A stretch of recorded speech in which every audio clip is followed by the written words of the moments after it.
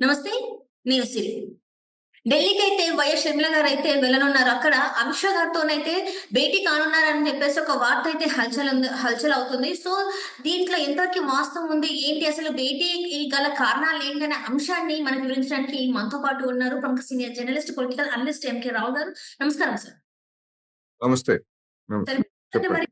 ఢిల్లీకి షర్మిల గారు వెళ్తున్నట్టు ఒక వార్తొస్తుంది. అక్కడ కూడా ఏంటంటే అమిత్ షా గారితోని భేటీ అవుతున్నట్టు కూడా మరి వార్తలొస్తున్నాయి సార్. దీంతోని మరి వైసీపీ నాయకుడైన జగన్మోహన్ రెడ్డికి ఏమైనా అంటే ఇప్పుడు ఏదైతే ఉందో ఈ బెయిల్ రద్దు కావచ్చు, ఏదైతే అమెరికాలో ఏదైతే కేస్ ఉందో ఆ కేస్ విషయమే కావచ్చు, ఇవన్నీ చర్చించే అవకాశాలున్నాయా? మరి జగన్మోహన్ రెడ్డి గారి పరిస్థితి ఎలా ఉండబోతుందంటారు?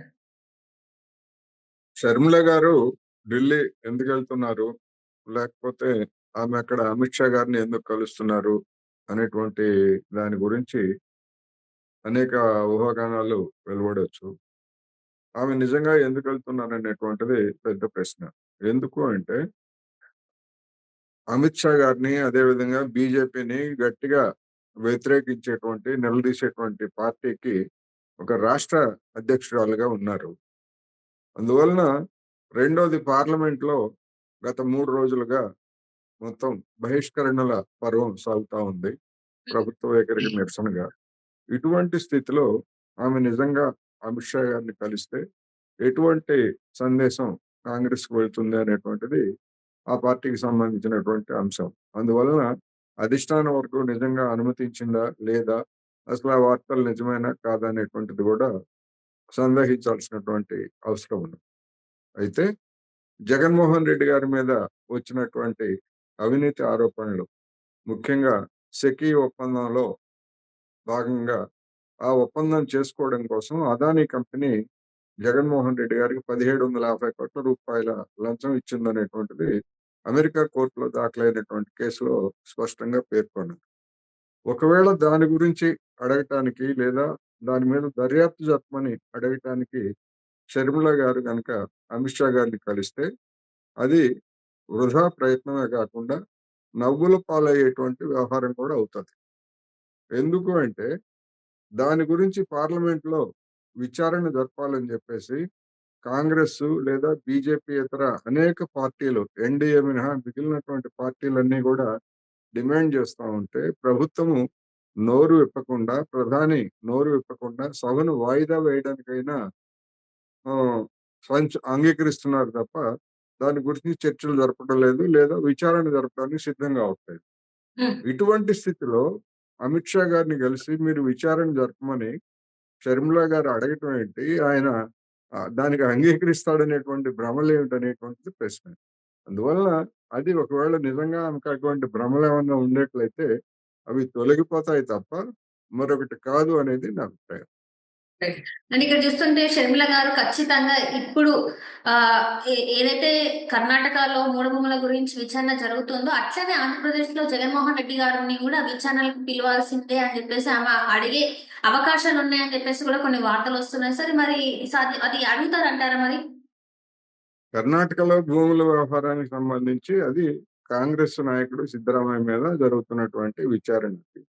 హ్మ్. ఇక్కడ జగన్మోహన్ రెడ్డి గారి మీద వచ్చేసరికి, జగన్మోహన్ రెడ్డి గారి మీద అది విచారణ జరిగితే, అది జగన్మోహన్ రెడ్డి గారితోనే ఆగిపోదు లేదా అంతవరకే పరిమితం గాదు. ఆ జగన్మోహన్ రెడ్డి గారికి లంచాలు ఇచ్చారు లేదా ఇవ్వజూపారు అని జెప్తున్నటువంటి అదానీ సంగతి కూడా బయటకొస్తది. హ్మ్. అందువలన అదానీని పూర్తిగా వెనకేసుకొస్తూ అదానీని కాపాడుతున్నటువంటి బీజేపీ పెద్దలు అలాంటి దానికి ఎట్లా అవకాశం ఇస్తారు? అందువలన వృధా షర్మిల గారు వృధా ప్రయత్నం చేస్తున్నారనే మరోసారి నేను చెప్పదలుచుకున్నాను. హ్మ్. అండ్ అట్లనే ఇప్పుడు చూస్తుంటే ఈ గత 5 సంవత్సరాలలో ఏమేమైతే అవినీతి అక్రమాలు జరిగినాయో తన దగ్గర జగన్ గారు చేసినవి లేకపోతే ఆ పార్టీ నేతలు ఎవరెవరైతే ఏమేమి చేశారో వాటికి సంబంధించిన సాక్ష్యాలన్నీ షర్మిల గారి దగ్గర ఉన్నాయి. అవన్నీ కూడా కేంద్ర ప్రభుత్వానికి ఇవ్వదలుచుకున్నారు షర్మిల అని చెప్పేసి కూడా ఒక వార్త వస్తుంది సార్. ఒకవేళ ఆమె దగ్గర ఉన్న సాక్ష్యాల్ని గనక కేంద్ర ప్రభుత్వానికి ఆమె అందజేస్తే నెక్స్ట్ పరిణామాలు ఎలా ఉండబోతున్నాయి సార్? షర్మిల గారి దగ్గర ఉన్నాయి అని చెప్తున్నటువంటి సాక్ష్యాధారాలు నిజానికి అంతకంటే ఎక్కువే కేంద్ర బీజేపీ పెద్దల దగ్గర ఉంటాయి. ఎందుకంటే గత 5 సంవత్సరాల్లో జగన్మోహన్ రెడ్డి గారిని కేంద్ర ప్రభుత్వము క్షుణ్ణంగా పరిశీలిస్తా ఉన్నది. జగన్మోహన్ రెడ్డి గారి బలహీనతలేమిటో, మిగతా అంశాలేమిటో వాళ్ళందరికీ తెలుసు. కాకపోతే జగన్మోహన్ రెడ్డి గారు ఎప్పుడైనా తమకు ఉపయోగపడతాడు రాజకీయంగా, అప్పటికే పార్లమెంట్‌లో వివిధ సందర్భాల్లో ఉపయోగపడుతున్నారు అనేటువంటి అభిప్రాయంతోటి ఆయన ఏం చేసినా అంగీకరిస్తా వచ్చింది. ఆయన్ని ఒక విధంగా ప్రోత్సహించింది తెలుగుదేశం పార్టీకి వ్యతిరేకంగా. హ్మ్. అందువలన ఏదో షర్మిల గారి దగ్గర ఏవో సాక్ష్యాధారాలున్నాయి. ఆ సాక్ష్యాధారాలు తీసుకొని వాళ్ళకి తెలియని సాక్ష్యాధారాలు గాదు. అమిత్ షా హ్మ్. గారికి లేదా నరేంద్ర మోడీ గారికి తెలియని సాక్ష్యాధారాలు షర్మిల గారి దగ్గర ఉన్నాయంటే ఎవరు నమ్మరు.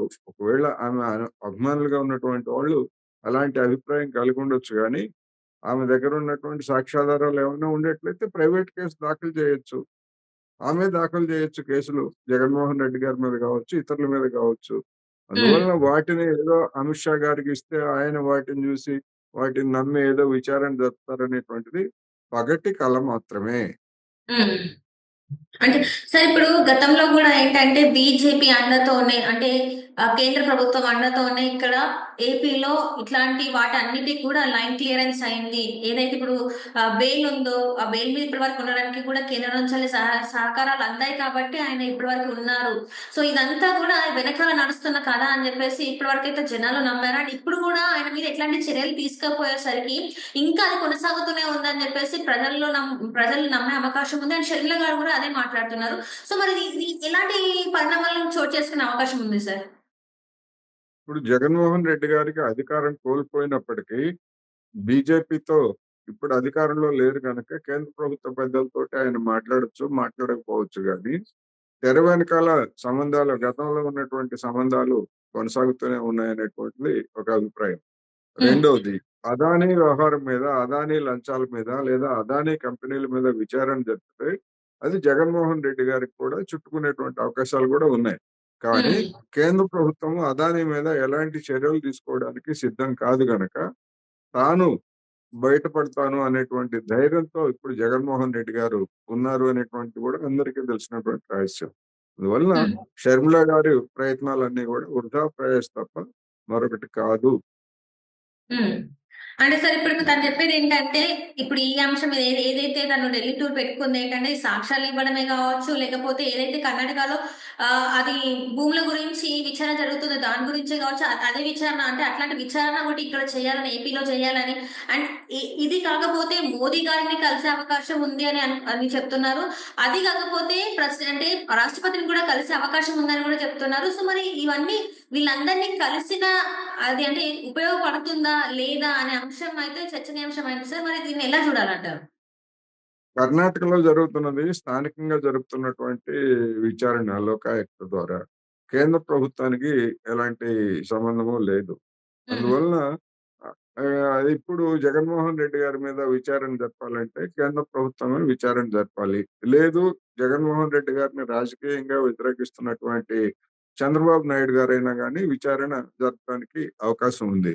అయితే హ్మ్. చంద్రబాబు నాయుడు గారికి కూడా ఉన్నటువంటి ఇబ్బందేమిటంటే అదాని జగన్మోహన్ రెడ్డి గారి మీద విచారణ జరిపితే అదానీని గూడా బయటికి లాగాల్సొస్తది.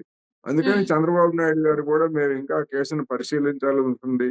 ఇంకా కేసు వివరాలు తెలుసుకోవాల్సుంది అని ఒట్టి సాకులు జెప్తూ దాన్ని వాయిదా వేసుకుంటున్నారు తప్ప, నిజానికి చంద్రబాబు నాయుడు గారికి కూడా ఈ ఉదంతంలో మిగతా ఉదంతాల సంగతి వేరు. ఈ అదానీ ముడుపుల ఉదంతంలో ఎలాంటి చర్యలు తీసుకోవడానికి గాని, లేదా ఎలాంటి కేసులు పెట్టడానికి చంద్రబాబు నాయుడు గారు గూడా సిద్ధం కాదు అనేది నేను హ్మ్. స్పష్టంగా చెప్పదలుచుకున్నాను.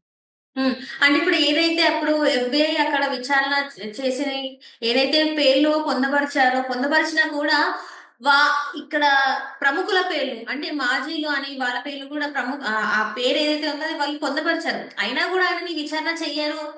ఎట్లైనా కూడా సులువుగా తప్పించుకుంటారు అని చెప్పేసి ఉన్న తరుణంలో మరి ఎందుకు సార్ ఇప్పుడు ఇంతమంది ఇన్ని గనం చేసి గూడా ఆయన ఓడించారు. ప్రజలకి న్యాయం జరగాలి అని జెప్పేసి ప్రభుత్వాన్ని చేంజ్ చేశారు. అయినా గూడా వీళ్ళు వాళ్ళ మీద యాక్షన్స్ తీసుకోపోతే ఇంకా ప్రజల నమ్మకాన్ని వీళ్ళు కోల్పోతారు గదా సార్!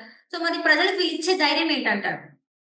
డెఫినెట్‌గా ఆంధ్రప్రదేశ్‌లో జగన్మోహన్ రెడ్డి గారి హయాంలో జరిగినటువంటి అవినీతి, అక్రమాలు వాటన్నింటికి సంబంధించి చంద్రబాబు నాయుడు సర్కారు చిత్తశుద్ధితోటి, అదే విధంగా వేగవంతమైనటువంటి విచారణ జరిపి, వాటన్నిటిని బయటపెట్టి, చట్టపరంగా దోషులుగా తేలినటువంటి వాళ్ళందరినీ గూడా శిక్షించేందుకు చర్యలు గనుక తీసుకోకపోయేట్లయితే, ఇంతకాలం చంద్రబాబు నాయుడు గారు, అదేవిధంగా పవన్ కళ్యాణ్ గారు చెప్పినటువంటి మాటలన్నీ ఒట్టి కబుర్లు తప్ప ఆచరణ లేదు అనేటువంటి అభిప్రాయానికి జనం వచ్చే అవకాశం ఉంది. అందువలన అలాంటి అవకాశంకి జనానికి అటువంటి అవకాశం ఈ నాయకులు ఇస్తారా? లేదా? అనేది మనం చూడాల్సుంది. హ్మ్. అంటే ఆల్రెడీ గూడా ఇప్పుడేంటంటే 5 నెలలు గడిచిపోయింది. అధికారంలోకొచ్చి ఇంతవరకు గూడా ఎలాంటి చర్యలు తీసుకోవట్లేదు. గట్టిగా ఎవరు మాట్లాడట్లేదు. ఇప్పటికి కూడా ఇన్ని అంటే గత ప్రభుత్వం హయాంలో జరిగిన 5 సంవత్సరాల్లో జరిగిన దాని మీద కూడా దాని మీద కూడా ఒక్క అవినీతి ఇదని తెలిసినా కూడా వాళ్ళ మీద ఎందుకు యాక్షన్ తీసుకోవట్లే అని ప్రజల నుంచి వస్తున్న ప్రశ్నలు సార్. మరి ఎందుకు ఇంకా జాప్యం జరుగుతుందంటారు? పక్కనే ఉన్నటువంటి తెలంగాణలో ఫోన్ ట్యాపింగ్ విషయం గావచ్చు, లేకపోతే కాళేశ్వరం పనుల్లో జరిగినటువంటి అవినీతి గావచ్చు, అదేవిధంగా విద్యుత్తు కొనుగోళ్లకు సంబంధించి ఇట్లా అనేక అంశాల మీద ఆ రాష్ట్ర ప్రభుత్వము కమిషన్లు వేసి విచారణ జరుపుతా ఉన్నది. అవును సార్. అదేవిధంగా ఆంధ్రప్రదేశ్‌లో జరిగినటువంటి వ్యవహారాల మీద గూడా చంద్రబాబు నాయుడు సర్కారు, 3 పార్టీల కూటమి సర్కారు అలాంటి చర్యలు తీసుకోకపోయేట్లయితే జనంలో ఆ కూటమి ప్రభుత్వం పల్చనయ్యేటువంటి అవకాశం ఉన్నది. అందువలన తెలంగాణలో జరుగుతున్న దాన్ని చూసైనా గాని, దానికంటే పటిష్టంగా, దానికంటే పటిష్టమైనటువంటి రీతిలో ఎన్నికలకు ముందు వీళ్ళు ఏవైతే చెప్పారో, వాటికి సంబంధించినటువంటి విచారణలు గనక ఆదేశించేట్లయితే, దోషులుగా ఉన్నటువంటి వాళ్ళు బయటకొస్తారు. అయితే ఇక్కడ మనం గమనించాల్సిందేమిటంటే, ఉదాహరణకు అదానీ కంపెనీ తోటి జగన్మోహన్ రెడ్డి గారు విద్యుత్ మీటర్ల, స్మార్ట్ మీటర్ల ఒప్పందాన్ని చేసుకున్నారు. ఆ స్మార్ట్ మీటర్లను పగలగొట్టాలని జెప్పేసి ఎన్నికలకు ముందు తెలుగుదేశం పార్టీ పిలుపిచ్చింది. ఆ స్మార్ట్ మీటర్లని మేము వ్యతిరేకిస్తున్నామని, ఆ ఒప్పందాన్ని రద్దు చేసుకుంటామని గూడా చంద్రబాబు నాయుడు గారు, తెలుగుదేశం పార్టీ ప్రకటించింది.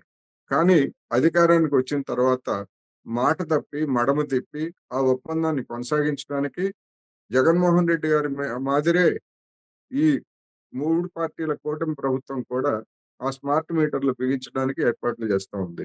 అందుకని సహజంగానే చంద్రబాబు నాయుడు చెప్పినటువంటి మాటల మీద లేదా అతని ప్రభుత్వ ఆచరణ మీద జనానికి త్వరలో అనుమానాలు మరింత ప్రబలమయ్యేటువంటి అవకాశాలు స్పష్టంగా కనిపిస్తున్నాయి. Right sir. Thank you so much sir. మీరు మాతో పాటు